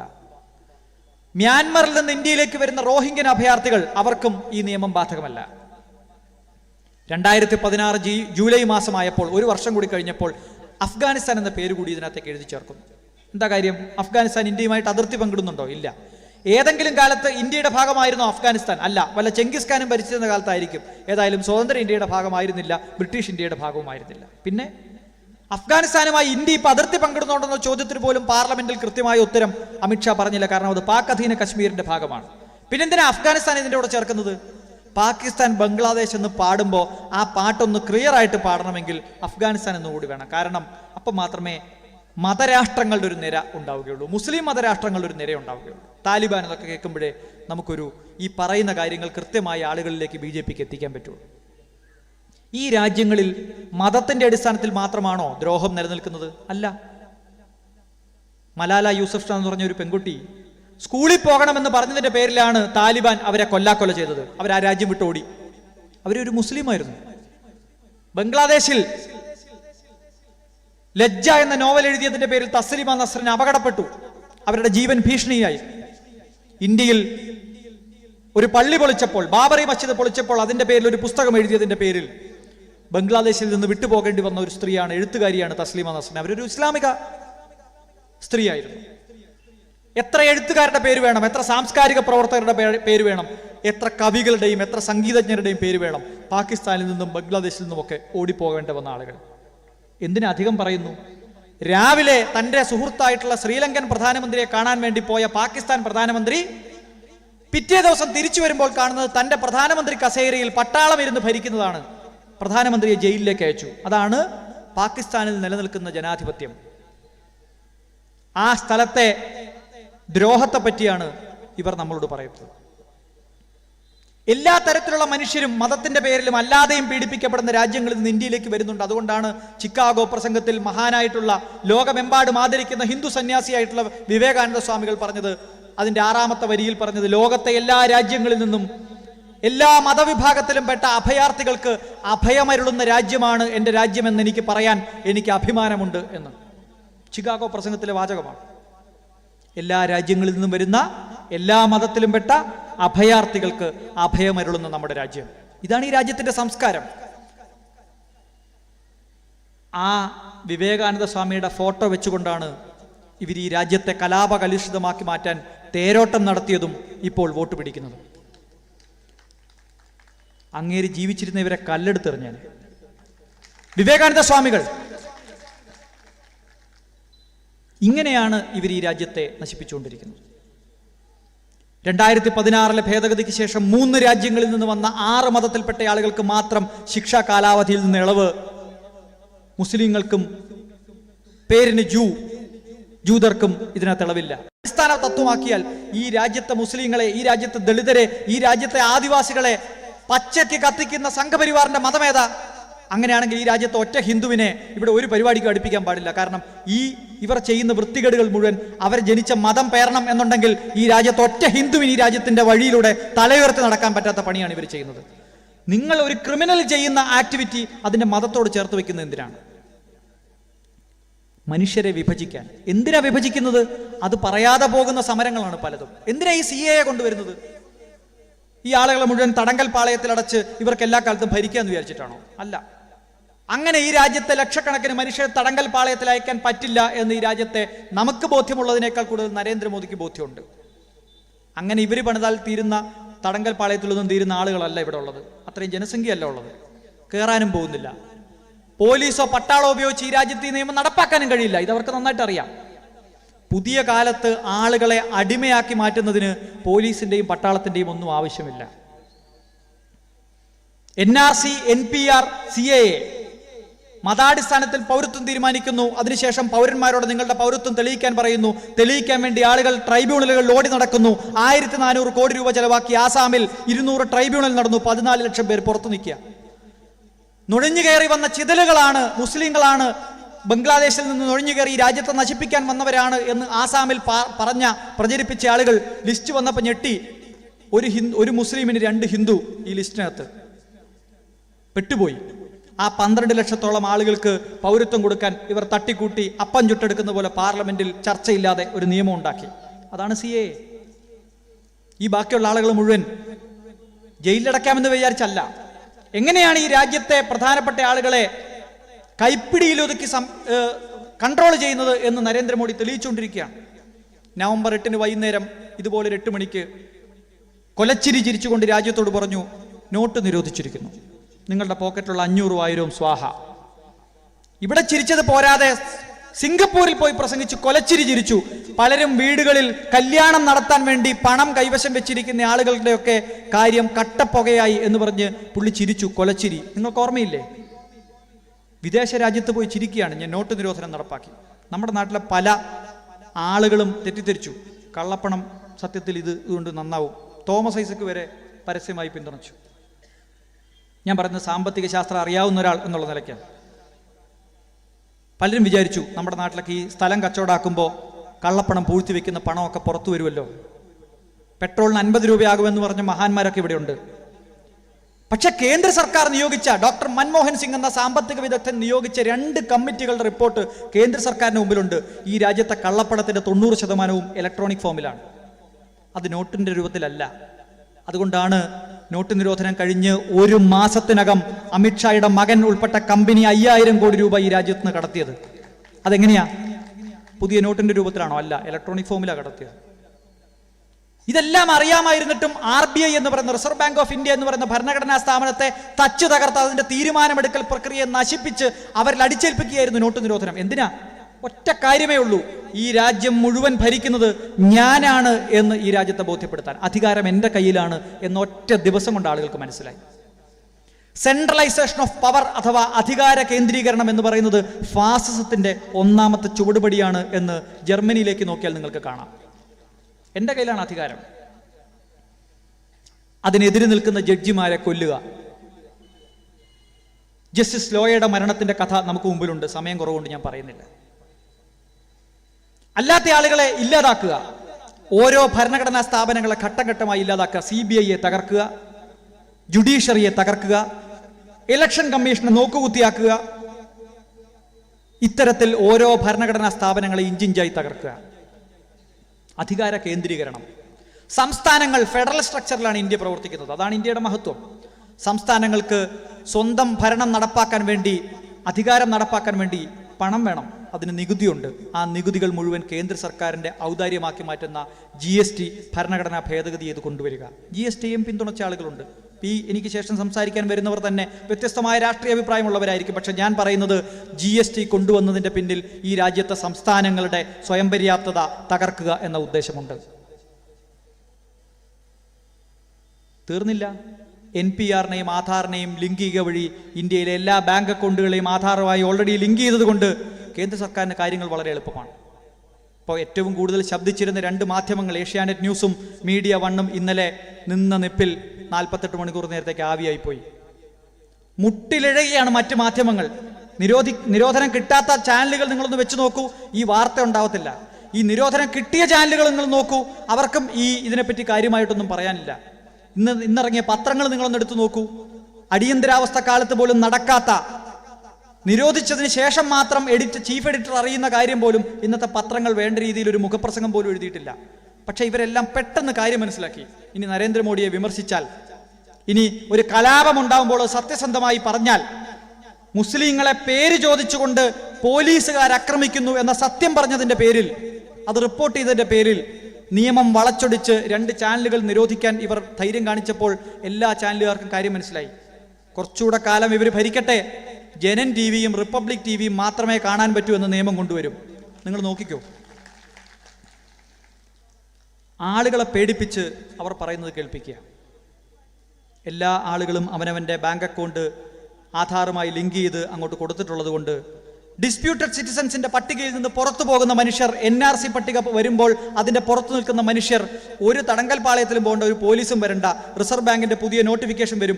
ഈ ആധാർ അക്കൗണ്ടുമായി ബന്ധപ്പെട്ട ആളുകളുടെ അക്കൗണ്ടുകളെല്ലാം ഫ്രീസ് ചെയ്തിരിക്കുന്നു, അവർ ഇന്ത്യൻ പൗരന്മാരാണ് എന്ന് തെളിയിക്കുന്ന കാലത്ത് നിങ്ങൾക്ക് ഈ അക്കൗണ്ടുകൾ ഉപയോഗിക്കാം. നിങ്ങളുടെയും വീട്ടിൽ നല്ല പോലെ തപ്പിയാൽ 5000 രൂപ അല്ലെ 10,000 രൂപ കാണും. നരേന്ദ്രമോദി അല്ല, പുള്ളിയുടെ അച്ഛൻ പറയുന്നത് നമ്മൾ കേൾക്കേണ്ടി വരും. ഞാനിത് ആരെയും പേടിപ്പിക്കാൻ പറയല്ല. ഈ രാജ്യത്തെ നിയമങ്ങളെ ഏത് തരത്തിലും ഭരണഘടനാ ലംഘനം നടത്തിക്കൊണ്ട് മുന്നോട്ട് പോകാം എന്ന് ഓരോ ദിവസവും തെളിയിച്ചുകൊണ്ടിരിക്കുന്ന ഒരു സർക്കാരിന് ഇത് ചെയ്യാൻ എന്താ ബുദ്ധിമുട്ടുള്ളത്? ആ ഓപ്പറേഷനാണ് അവർ നടത്തിക്കൊണ്ടിരിക്കുന്നത്. ആ ഓപ്പറേഷന്റെ ഭാഗമാണ് ഇപ്പോൾ നടക്കുന്ന എല്ലാ ഓപ്പറേഷനും. ആ അന്തിമമായ ഓപ്പറേഷൻ ഇന്ത്യ ഒരു ഹിന്ദു രാജ്യമാക്കി മാറ്റണം എന്ന പഴയ സംഘപരിവാറിന്റെ സ്വപ്നമാണ്. ഒരു വശത്തുകൂടി ആ സ്വപ്നം നമ്മുടെ മുമ്പിൽ അടിച്ചേൽപ്പിച്ചുകൊണ്ട് ഈ ഹിന്ദു രാഷ്ട്രത്തിലേക്ക് നടന്നെടുക്കുമ്പോൾ നമ്മളെല്ലാം അതിൻ്റെ പുറകെ പോകും. ഇവിടെ എല്ലാം എല്ലാ ദിവസവും ചർച്ച ചെയ്യും. നമ്മളിപ്പം 90 ദിവസമായിട്ട് പൗരത്വ നിയമം ചർച്ച ചെയ്യും. അപ്പുറത്ത് വലിയ കൊള്ള നടക്കുകയാണ്. യഥാർത്ഥത്തിൽ നമ്മൾ ചർച്ച ചെയ്യേണ്ട വിഷയം എന്തുകൊണ്ട് ഇത്തരം വിഷയങ്ങൾ കൊണ്ടുവന്ന് നമ്മുടെ ശ്രദ്ധ മാറ്റി നിർത്തുന്നു എന്നുള്ളത് യഥാർത്ഥത്തിൽ അപ്പുറത്ത് നടക്കുന്ന വലിയ കൊള്ളയാണ്. പുരയ്ക്ക് തീ കൊളുത്തുക, എന്നിട്ട് വാഴ പുറകിലൂടെ വെട്ടിക്കൊണ്ടുപോവുക. BSNL ഉൾപ്പെടെയുള്ള പൊതുമേഖലാ സ്ഥാപനങ്ങൾ തകർത്തുകൊണ്ടിരിക്കുകയാണ്. നവരത്ന കമ്പനികൾ തകർത്തുകൊണ്ടിരിക്കുകയാണ്. ഈ NTPC ഇവിടെ ഉണ്ട്. നല്ല രീതിയിൽ തെർമൽ പവർ ഉൽപ്പാദിപ്പിച്ച് നമുക്ക് 5 രൂപയ്ക്കും 4 രൂപയ്ക്കൊക്കെ തരുന്ന കമ്പനിയുണ്ട്. ഇപ്പോൾ സോളാറിലേക്കൊക്കെ പോവുകയാണെന്നാണ് ഞാൻ മനസ്സിലാക്കിയത്. ഞാൻ ഇന്ന് അവിടെ പോയി, അവിടുത്തെ ഗസ്റ്റ് ഹൗസിൽ നല്ല ചായ കിട്ടി. ഞാൻ അവരോട് പറഞ്ഞു, അധികകാലമൊന്നും പൊതുമേഖലാ സ്ഥാപനം ഇങ്ങനെ നിലനിൽക്കില്ല കേട്ടോ. നരേന്ദ്രമോദിക്ക് ആദ്യം വിൽക്കണം തോന്നി, ഇതുവഴി എങ്ങാനും പുള്ളി പോകുന്നുണ്ടെങ്കിൽ ഉറപ്പായിട്ടും NTPC വിറ്റിഴിക്കും. ഇന്ത്യയിൽ സർക്കാർ ശമ്പളം വാങ്ങുന്ന മുഴുവൻ മനുഷ്യരോടും ഞാൻ പറയുന്നു, അധിക കാലം മുമ്പല്ല, ഇന്നിപ്പോ പഴുത്ത പ്ലാവില വീഴുമ്പോൾ പച്ച പ്ലാവില ചിരിക്കുന്നത് പോലെ നിങ്ങൾ ചിരിക്കണ്ട. നിങ്ങളുടെ ശമ്പളവും പെൻഷനും ഒന്നും അധിക കാലം ഉണ്ടാവത്തില്ല. പൊതുമേഖലാ സ്ഥാപനങ്ങളെ സ്വകാര്യവൽക്കരിക്കുക. തീർന്നോ? ഇല്ല. ഈ രാജ്യത്തെ സംരക്ഷിക്കേണ്ട, വ്യോമസേനയുടെ ഹെലികോപ്റ്റർ ഉണ്ടാക്കേണ്ട കരാർ റിലയൻസ് പോലെ ഒരു കളിപ്പാട്ട ഹെലികോപ്റ്റർ പോലും ഉണ്ടാക്കാത്ത കമ്പനിക്ക് കൊടുക്കുക. എന്താ സുപ്രീം കോടതിയിൽ കേസ് പോയപ്പോൾ സുപ്രീം കോടതി ചെയ്തത്? റഫേൽ ഡീലിൽ കേസ് കൊടുത്ത ആളുകൾക്ക് കോപ്പി കൊടുക്കാതെ സീൽഡ് കവറിൽ കേന്ദ്ര സർക്കാർ കൊടുത്ത രേഖകൾ പരിശോധിച്ചുകൊണ്ട് സുപ്രീം കോടതി പറഞ്ഞു ഇതിൽ യാതൊരു അഴിമതിയുമില്ല. സീൽഡ് കവറിലെ ഈ രാജ്യത്തിന്റെ ജുഡീഷ്യറിയുടെ ചരിത്രത്തിൽ ആദ്യമായിട്ടാണ് എതിർഭാഗത്തിന് കോപ്പി കൊടുക്കാതെ വായിച്ചു കേൾപ്പിക്കാതെ രഹസ്യരേഖയുടെ അടിസ്ഥാനത്തിൽ തീരുമാനിച്ചു. അതുകൊണ്ട് എന്താ പറ്റിയത്? വെക്കാത്ത എഴുതാത്ത CAG റിപ്പോർട്ട് എഴുതിയെന്നും വായിച്ചുവെന്നും ജഡ്ജി വിധിന്യായത്തിൽ എഴുതി ചേർക്കൂ. അത് തെറ്റാണെന്ന് പിന്നീട് പറയേണ്ടി വന്നു. ഈ രാജ്യത്തെ ജുഡീഷ്യറി എങ്ങോട്ടാണ് പോകുന്നത് എന്ന് നമ്മൾ പരിശോധിക്കണം. ഏതായാലും റിലയൻസ് ഉണ്ടാക്കാൻ പോകുന്ന ഹെലികോപ്റ്ററിലാണ് ഈ നമ്മുടെ പട്ടാളക്കാർ യുദ്ധത്തിന് പോകുന്നത്. സൂക്ഷിച്ചു പോകണം, എത്ര കാലം ഓടുമെന്ന് പറയാൻ പറ്റില്ല. നമ്മൾ ഈ ചർച്ച സജീവമായി നടക്കുന്ന ജനുവരി മാസം നിങ്ങളൊരു പത്രത്തിൽ ഒരു കുഞ്ഞു വാർത്ത നിങ്ങൾ എത്ര പേര് ശ്രദ്ധിച്ചു എന്ന് എനിക്കറിയില്ല. 23,000 കോടി രൂപയ്ക്ക് ഇന്ത്യയുടെ നാവികസേനയുടെ കപ്പൽ, യുദ്ധക്കപ്പലും മുങ്ങിക്കപ്പലും ഉണ്ടാക്കാനുള്ള കരാർ റിലയൻസിന് കൊടുക്കുന്നു. ശ്രദ്ധിച്ചോന്നറിയില്ല. ഈ പൗരത്വത്തിന്റെ തിരക്കിനിടയിൽ സംഭവിച്ച കാര്യമാണ്. ഞാനൊരു കാർട്ടൂൺ കണ്ടു. ആ കാർട്ടൂൺ ഇങ്ങനെയാണ്. അംബാനിയോട് ഒരു പത്രക്കാരൻ ചോദിക്കുകയാണ്, നിങ്ങൾക്ക് ഈ കപ്പലൊക്കെ ഉണ്ടാക്കാൻ അറിയാമോ? നിങ്ങൾ എങ്ങനെയാണ് ഈ കരാർ കിട്ടി കപ്പൽ ഉണ്ടാക്കാൻ പോകുന്നത്? അപ്പൊ അംബാനി പറയുന്നു, ഞങ്ങളൊരു വലിയ കപ്പൽ ആദ്യം ഉണ്ടാക്കും, അത് കടലിൽ കൊണ്ടുപോയി ഇടും, അത് പൊങ്ങിക്കിടന്നാൽ യുദ്ധക്കപ്പൽ, മുങ്ങിപ്പോയാൽ മുങ്ങിക്കപ്പൽ, ഞങ്ങളത് സർക്കാരിന് കൊടുക്കും. ഇത്ര പോലും പ്രായോഗികമായ ജ്ഞാനമില്ലാത്ത ഇന്നലത്തെ മഴയ്ക്ക് മുളച്ച കൂണുകളെ പോലെ മുളച്ച കമ്പനികൾക്ക് ഈ രാജ്യത്തിന്റെ സുപ്രധാനമായ തീരുമാനങ്ങൾ, കരാറുകൾ കൊടുക്കുകയാണ്. ഇനി ഇവരുടെ നിയമം നോക്കിയാലോ? കാർഗിലിൽ പാകിസ്ഥാനെതിരെ വെടിയുണ്ടകൾ പായിച്ച ഇന്ത്യയുടെ പട്ടാളക്കാർ പൗരത്വം തെളിയിക്കാൻ പറ്റാതെ പൗരത്വ പട്ടികയ്ക്ക് പുറത്തു നിൽക്കുക. വീരജവാന്മാർ. കാർഗിലിൽ എന്താ സംഭവിച്ചത്? കാർഗിലിൽ വെടിയേറ്റ് മരിച്ച പാവപ്പെട്ട പട്ടാളക്കാരുടെ വീടുകളിലേക്ക് ശവം, അവരുടെ മരിച്ചു വീണ ശവശരീരം കൊണ്ടുപോകാൻ വേണ്ടി ശവപ്പെട്ടി ഓർഡർ ചെയ്തപ്പോൾ അതിനകത്ത് അഴിമതി നടത്തി BJP.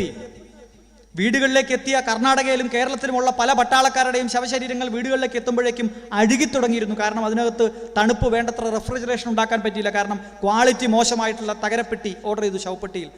ആ കണക്ക് പറഞ്ഞ് കാശ് മേടിച്ച അന്നത്തെ BJP ദേശീയ നേതാവിൻ്റെ ചിത്രം വീഡിയോ സഹിതം നമ്മൾ കണ്ടു. അത് ചർച്ച ചെയ്യാൻ വിളിച്ചു ചേർത്ത പാർലമെന്റിന്റെ പ്രത്യേക സെഷൻ അകത്ത് നടക്കുമ്പോഴാണ് ആദ്യത്തെ പാർലമെന്റ് ആക്രമണം ഈ രാജ്യത്തുണ്ടാവുന്നത്. ആ പാർലമെന്റ് ആക്രമണ കേസിൽ പ്രതിയായി തൂക്കിക്കൊന്ന ആ പ്രതി പോകുന്നതിന് മുമ്പ് മാധ്യമങ്ങളോട് പറഞ്ഞു, എന്നെ പറഞ്ഞയച്ചത് ഒരു പോലീസുകാരനാണ്, ആ പോലീസുകാരനെ പറ്റി അന്വേഷിക്കണം, അതിൽ ഗൂഢാലോചനയിൽ പങ്കുണ്ട്, എനിക്ക് വേറെ പങ്കൊന്നുമില്ല, എനിക്ക് നിവൃത്തിയില്ലാത്തതുകൊണ്ട് ചെയ്തു പോയതാണെന്ന് പറഞ്ഞു. അന്ന് ഈ രാജ്യം ചെവിക്കൊണ്ടില്ല. ആ പോലീസുകാരന് ഈ BJP ഗവൺമെന്റ് വന്നപ്പോൾ കാശ്മീരിൽ ഗവർണർ ഭരണം ഏർപ്പെടുത്തിയപ്പോൾ പ്രത്യേക രാഷ്ട്രപതിയുടെ മെഡൽ കൊടുത്ത് ആദരിച്ചു. പിന്നെ നമ്മൾ കാണുന്നത് അങ്ങേരെ ഈ രാജ്യത്തെ കൊള്ളയടിക്കാൻ വന്ന, ഈ രാജ്യത്തെ കലാപം അഴിച്ചുവിടാൻ വന്ന പാകിസ്ഥാൻ തീവ്രവാദികൾക്കൊപ്പം ഒരു കാറിനകത്താണ്. പാകിസ്ഥാൻ തീവ്രവാദികൾക്കൊപ്പം ഒരു കാറിൽ സഞ്ചരിച്ച ആ പോലീസ് ഉദ്യോഗസ്ഥൻ പോലീസ് കസ്റ്റഡിയിലായി. ഇങ്ങനെയാണ് ഈ രാജ്യത്തെ ഇവർ ദേശഭക്തി പഠിപ്പിച്ചുകൊണ്ടിരിക്കുന്നത്. അതേസമയം തിരിച്ചൊന്നാലോചിച്ച് നോക്കൂ. പാകിസ്ഥാൻ പട്ടാളത്തിന് ചെന്നെത്താൻ പറ്റാത്ത മേഖലകളിൽ കൂലിപ്പട്ടാളത്തെ വെച്ചാണ് അവർ ഓപ്പറേഷൻസ് നടത്തുന്നത്. അതിൽ മുസ്ലിങ്ങൾ മാത്രമല്ല ഉള്ളത്, പല വിഭാഗത്തിൽപ്പെട്ട ആളുകളുമുണ്ട്. ദരിദ്രർ, ഒരു നേരത്തെ ഭക്ഷണത്തിന് വകയില്ലാത്ത ആളുകൾ, പല മതത്തിൽപ്പെട്ട ആളുകൾ കൊല്ലാൻ വിട്ടുകൊടുക്കുകയാണ്. വീട്ടുകാർക്ക് എന്തെങ്കിലും കിട്ടും. കൂലിപ്പട്ടാളമാണ് ഇന്ത്യൻ പട്ടാളക്കാരെ വെടിവെച്ചുകൊണ്ടിരുന്നത്. അങ്ങനെ 2014 മുമ്പ് കാർഗിൽ യുദ്ധത്തിൽ ഇന്ത്യൻ പട്ടാളക്കാരെ വെടിവെച്ചു കൊന്ന ആളുകൾ, മറ്റേതെങ്കിലും മതവിഭാഗത്തിൽപ്പെട്ട ആളുകൾ ഇന്ത്യയിലേക്ക് വന്നിട്ടുണ്ടെങ്കിൽ അവർക്ക് പൗരത്വം കൊടുക്കാം ഈ പുതിയ നിയമപ്രകാരം. കാരണം എന്താ? അവർ ജനിച്ച മതം ക്ലീനാണ്. 2-ാം വകുപ്പിലാണ് ഭേദഗതി കൊണ്ടുവരുന്നത്. ആരാണ് നുഴഞ്ഞുകയറ്റക്കാർ എന്നുള്ള വകുപ്പിലാണ് ഭേദഗതി കൊണ്ടുവരുന്നത്. അല്ലാതെ 5-ാം വകുപ്പിൽ രജിസ്ട്രേഷനിലൂടെ പൗരത്വം കൊടുക്കുമ്പോൾ ഈ രാജ്യത്ത് നിന്ന് ആളുകൾക്കൊക്കെ പൗരത്വം കൊടുത്തേക്കാം എന്നല്ല പറഞ്ഞത്. 2-ാം വകുപ്പിൽ ആരാണ് നുഴഞ്ഞുകയറ്റക്കാർ എന്നുള്ള ചോദ്യത്തിന് ഉത്തരം പറയുന്നത്, ഈ രാജ്യത്ത് നുഴഞ്ഞുകയറ്റക്കാർ എന്നാൽ പാസ്പോർട്ടും വിസയും ഇല്ലാതെ വരുന്ന ആളുകളാണ്. എന്നാൽ പാകിസ്ഥാനിൽ നിന്നും ബംഗ്ലാദേശിൽ നിന്നും അഫ്ഗാനിസ്ഥാനിൽ നിന്നും വരുന്ന 6 മതത്തിൽപ്പെട്ട ആളുകൾ ഈ രാജ്യത്ത് നുഴഞ്ഞുകയറ്റക്കാരല്ല. എന്താ കാര്യം? ഈ പരിപാടി കഴിഞ്ഞ് ഞാൻ രാത്രി വീട്ടിലെത്തുമ്പോൾ അമ്മ ഒരുപക്ഷെ ഭക്ഷണം കഴിച്ച് കിടന്ന് ഉറങ്ങിക്കാണും, കുറ്റിയിട്ട് കിടന്ന് ഉറങ്ങിക്കാണും, ഓർത്ത് കാണില്ല എൻ്റെ കയ്യിൽ താക്കോലില്ല എന്നുള്ള കാര്യം. ഞാൻ ചെന്ന് മുട്ടി വിളിക്കും, പല പ്രാവശ്യം വിളിച്ചു നോക്കും. അമ്മ നല്ല ഉറക്കമാണ്, ഭാര്യയും നല്ല ഉറക്കമാണ്. ഞാൻ ശബ്ദം ഉണ്ടാക്കാതെ പുറകിലൂടെ പോയി എൻ്റെ വീടിൻ്റെ പുറകിലെ വാതിൽ ജനലിനകത്തൂടെ കൈയിട്ട്, അല്ലെങ്കിൽ ജനലൊന്ന് കുത്തിപ്പൊട്ടിച്ച് ആ വാതിൽ അതിൻ്റെ കുറ്റി തല്ലി പൊട്ടിച്ച് ഞാൻ അകത്ത് കയറും. ഞാൻ കിടന്നുറങ്ങും. എൻ്റെ അമ്മ പിറ്റേ ദിവസം പോലീസ് സ്റ്റേഷനിൽ പോയി പരാതി കൊടുത്താലും പോലീസ് എനിക്കെതിരെ കേസെടുക്കുകയില്ല. കാരണം ഞാൻ തല്ലിപ്പൊട്ടിച്ചത് എൻ്റെ പൂട്ടാണ്. ഞാൻ രാത്രി ഒളിച്ചു കടന്നത് എൻ്റെ വീട്ടിലേക്കാണ്. ഞാൻ അവിടെ നുഴഞ്ഞുകയറ്റക്കാരനല്ല. ഞാൻ കയറുന്ന പോലെ നിങ്ങളൊന്ന് കയറി നോക്കണം, പിറ്റേ ദിവസം പോലീസ് കേസെടുക്കും. പാകിസ്ഥാനിൽ നിന്ന് വരുന്ന ഹിന്ദു എന്നറിയപ്പെടുന്ന സിഖ്, ജൈനൻ, പാഴ്സി, ബുദ്ധൻ തുടങ്ങിയ മറ്റ് മതവിഭാഗങ്ങളും ശബരിമലയുമായി ബന്ധപ്പെട്ട് നമ്മൾ ചർച്ച ചെയ്ത ക്ഷേത്രപ്രവേശന നിയമത്തിന്റെ 2-ാം വകുപ്പിൽ പറയുന്നുണ്ട്, അഹിന്ദുക്കൾക്ക് പ്രവേശനമില്ല എന്ന് ബോർഡ് വെക്കുമ്പോഴും ക്ഷേത്രത്തിനകത്ത് ഹിന്ദുക്കൾക്ക് കയറാവുന്നതുപോലെ സിഖുകാരന് കയറാം, ജൈനന് കയറാം, ബുദ്ധന് കയറാം. അവരെല്ലാം ഹിന്ദുക്കളായി പരിഗണിക്കുന്ന ഒരു രാജ്യത്തെ നിയമമുണ്ട് ഇവിടെ. ആ മതത്തിൽപ്പെട്ട ആളുകൾക്കൊക്കെ പാകിസ്ഥാനിൽ നിന്നും ബംഗ്ലാദേശിൽ നിന്നും അഫ്ഗാനിസ്ഥാനിൽ നിന്നൊക്കെ ഇന്ത്യയിലേക്ക് വരാം, നുഴഞ്ഞു കയറി വരാം, പാസ്പോർട്ട് ഇല്ലാതെ വരാം, വിസ ഇല്ലാതെ വരാം. കാരണം അവർ ഈ രാജ്യത്ത് നുഴഞ്ഞുകയറ്റക്കാരല്ല. ആരാ നുഴഞ്ഞുകയറ്റക്കാർ? മുസ്ലിങ്ങളാണ് നുഴഞ്ഞുകയറ്റക്കാർ. ഈ രാജ്യത്തെ നിയമം എങ്ങനെയെങ്കിലും ഭേദഗതി ചെയ്താൽ പോരാ. ഈ രാജ്യത്തെ ദീർഘകാലത്തേക്ക് മതാടിസ്ഥാനത്തിൽ വിഭജിക്കുന്ന വിഷവിത്തുകൾ ഉണ്ടാക്കാനാണ് ഈ രാജ്യത്തെ ഭേദഗതി ചെയ്യുമ്പോൾ പോലും അവരാലോചിക്കുന്നത്.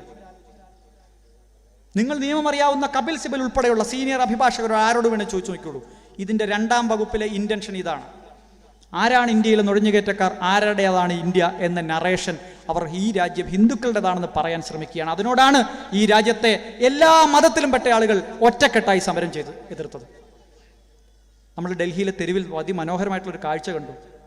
സമരം ചെയ്തുകൊണ്ടിരിക്കുന്ന പിള്ളേര് ബാങ്ക് വിളികൾ കേൾക്കുമ്പോൾ അവിടുത്തെ മുസ്ലിം പെൺകുട്ടികൾ ഉൾപ്പെടെ റോഡിൽ നിസ്കരിക്കാൻ ഇരുന്നു.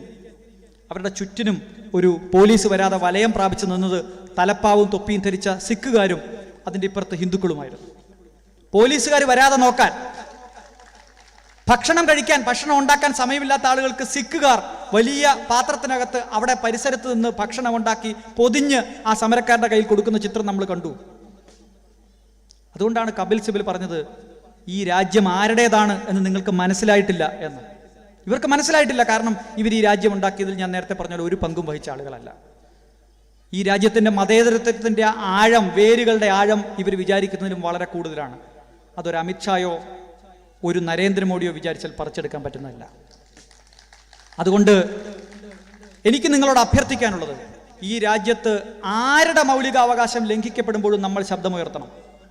ഈ രാജ്യത്തിൻ്റെ ഭരണഘടന പറയുന്നത് ഈ രാജ്യത്തൊരു നിയമം ഉണ്ടാക്കി, ആ നിയമം 100 കോടി ജനങ്ങളുള്ള ഈ രാജ്യത്ത് 99,99,999 പേരുടെയും മൗലികാവകാശം സംരക്ഷിക്കുന്നതും അവരുടെ താല്പര്യങ്ങൾക്ക് ഗുണകരമായതുമാണെങ്കിലും അവശേഷിക്കുന്ന ഒരാളുടെ മൗലികാവകാശം ലംഘിക്കപ്പെട്ടെന്ന് തോന്നിയാൽ അത് ഈ രാജ്യത്ത് നിലനിൽക്കില്ല എന്നാണ്.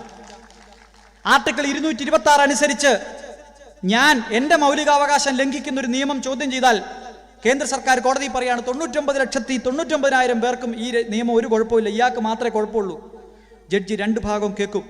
എൻ്റെ മൗലികാവകാശം ലംഘിച്ചതാണ് പാർലമെന്റ് പാസാക്കിയ നിയമമെന്ന് തോന്നിയാൽ വേണമെങ്കിൽ 28 സംസ്ഥാനങ്ങളുടെ നിയമസഭകളും പാസാക്കിയാലും ഈ രാജ്യത്തെ ലോക്സഭയും രാജ്യസഭയും പാസാക്കിയാലും ആ നിയമം ഒരു ഹൈക്കോടതിയുടെ സിംഗിൾ ജഡ്ജി ഇരുന്ന് റദ്ദ് ചെയ്യും. കാരണം അത് എൻ്റെ മൗലികാവകാശത്തിൻ്റെ ലംഘനമാണ്. ഒരാളുടെ മൗലികാവകാശത്തിന്റെ പോലും ലംഘനം ഈ രാജ്യത്തെ ഭരണഘടന അനുവദിക്കുന്നില്ല. അതാണ് ജനാധിപത്യം. ഏറ്റവും വീക്കസ്റ്റ് ആളുകളുടെ അവകാശം സംരക്ഷിക്കുന്നത്. അവിടെ കാശ്മീരിൽ വലിയ ധ്വംസനം നടന്നു. കാശ്മീരിൽ അധികാരത്തിൽ വന്ന സർക്കാരിനെ പിരിച്ചുവിട്ടു, അവരെ തടങ്കൽ പാളയത്തിലാക്കി. അവർ ഇന്ന് അറസ്റ്റിലാണ്, അവിടുത്തെ മുഖ്യമന്ത്രിയും മുൻ മന്ത്രിമാരും ഒക്കെ. നമ്മളാരും പ്രതികരിച്ചില്ല. നമ്മുടെ നാട്ടിലെ ഒരു പാവം കണ്ണൻ ഗോപിനാഥൻ മാത്രം തൻ്റെ IAS പദവി വലിച്ചെറിഞ്ഞ് പ്രതികരിച്ചു. എൻ്റെ ക്ലാസ്മേറ്റാണ്, 8ാം ക്ലാസ്സിൽ ഞങ്ങൾ ഒരുമിച്ച് പഠിച്ചതാണ് കണ്ണൻ. ഞാനും കണ്ണനും ഒരു സ്കൂളിൽ. അന്ന് മുതൽ എനിക്ക് കണ്ണനെ അറിയാം. പലരും പറഞ്ഞു കണ്ണന് IAS നിന്ന് പല തിരിച്ചടിയും വന്നുകൊണ്ടാണ് പിരിച്ചുവിട്ടത്. അല്ല, ഈ വർഷം ജനുവരി 26-ന് ഏറ്റവും നല്ല ജില്ലാ കളക്ടർക്കുള്ള പ്രധാനമന്ത്രിയുടെ അവാർഡിന് തൻ്റെ പേര് എഴുതി അയച്ചില്ല എന്നതാണ് കണ്ണൻ ഗോപിനാഥിനെതിരായി കൊടുത്ത 1ാമത്തെ ചാർജ് ഷീറ്റിലെ കുറ്റം. നിങ്ങൾക്കറിയാവോ? ഈ സമരപരിപാടികൾക്ക് പോകുമ്പോൾ ആളുകൾ പറയും ഇത് സംഘടിപ്പിക്കാൻ വലിയ ബുദ്ധിമുട്ടാണ്, പൈസയാവും എന്നൊക്കെ പറയും. ഞാൻ ചോദിക്കും, കണ്ണന് നഷ്ടപ്പെട്ടത് ഒരു ജോലിയും തൻ്റെ ജീവിതവുമാണ്. നമുക്ക് എന്ത് നഷ്ടപ്പെട്ടു? കണ്ണൻ പൗരത്വ പട്ടികയ്ക്ക് പുറത്തു പോകുന്ന ആളല്ല. അപ്പം അതുകൊണ്ട് തീർച്ചയായിട്ടും കാശ്മീരിൽ നടന്ന ധ്വംസനത്തിനെതിരായി നമ്മൾ ശബ്ദമുയർത്തണമായിരുന്നു. 370 നടപ്പാക്കി, ആരും പ്രതികരിക്കുന്നില്ല. അടുത്ത ഘട്ടത്തിലേക്ക് പോയി, CAA പോയി, ആരും പ്രതികരിക്കുന്നില്ല. ഇന്ന് മാധ്യമങ്ങളുടെ നാവരിഞ്ഞു, ആരും പ്രതികരിക്കുന്നില്ല. നാളെ ഇങ്ങനെ വന്നുകൊണ്ടിരിക്കും. ഇതാണ് ഫാസിസം കടന്നു വരുന്നത്. അതുകൊണ്ട് ഭരണഘടന ഉറപ്പിക്കുന്ന, ഭരണഘടന നിലനിർത്തുന്ന, ഭരണഘടനയിൽ പറയുന്ന മതേതരത്വ മൂല്യങ്ങൾ നമ്മളുടെ ജീവിതത്തിൽ പ്രാവർത്തികമാക്കുന്ന ഒരു ജനത ഇവിടെ ഉണ്ട് എന്ന് ഈ രാജ്യത്തെ സർക്കാരിനെ ബോധ്യപ്പെടുത്തണം. അത് ബോധ്യപ്പെടുത്താൻ തീർച്ചയായിട്ടും ഇത്തരം റാലികളും ഇത്തരം സമര സന്ധ്യകളും നമ്മുടെ നാട്ടിൽ വളരെ അത്യാവശ്യമാണ്. നമ്മുടെ വീട്ടിൽ ഖുർആൻ ഉണ്ടെങ്കിലും ബൈബിൾ ഉണ്ടെങ്കിലും രാമായണം ഉണ്ടെങ്കിലും അതോടൊപ്പം ഇത് മൂന്നും നിലനിർത്താനുള്ള ഭരണഘടന കൂടി നമ്മൾ വാങ്ങിച്ചു വെക്കണം. നമ്മുടെ കുട്ടികൾക്ക് അത് വാങ്ങിച്ചു കൊടുക്കണം, അത് വായിച്ച് കേൾപ്പിച്ചു കൊടുക്കണം. ഈ രാജ്യം ഉണ്ടാക്കിയത് സംഘപരിവാർ അല്ല എന്നവരെ പറഞ്ഞ് ബോധ്യപ്പെടുത്തണം. ചരിത്രം അറിയാവുന്ന മക്കളായി നമ്മുടെ മക്കൾ വളരട്ടെ. ഇങ്ങനൊരു പരിപാടി സംഘടിപ്പിച്ചതിന് ഇതിൻ്റെ ഭാരവാഹികളോട് എല്ലാവരുടെയും പേരിൽ വ്യക്തിപരമായും ഞാൻ നന്ദി രേഖപ്പെടുത്തുന്നു. അതെൻ്റെ പണിയല്ലെങ്കിൽ പോലും അത് പറഞ്ഞുകൊണ്ട് ഇത്തരം ഭരണഘടനാ സംരക്ഷണ സദസ്സുകൾ രാജ്യത്തെമ്പാടും ഉണ്ടാകട്ടെ എന്ന് പറഞ്ഞുകൊണ്ട് ഈ നിയമം നടപ്പാക്കാൻ കേരളം അനുവദിക്കില്ല, അത് ആര് പറഞ്ഞാലും അനുവദിക്കില്ല എന്ന് ഉറപ്പിച്ച് പറഞ്ഞുകൊണ്ട് ഈ പരിപാടി ഔദ്യോഗികമായി ഉദ്ഘാടനം ചെയ്തതായി പ്രഖ്യാപിക്കുന്നു.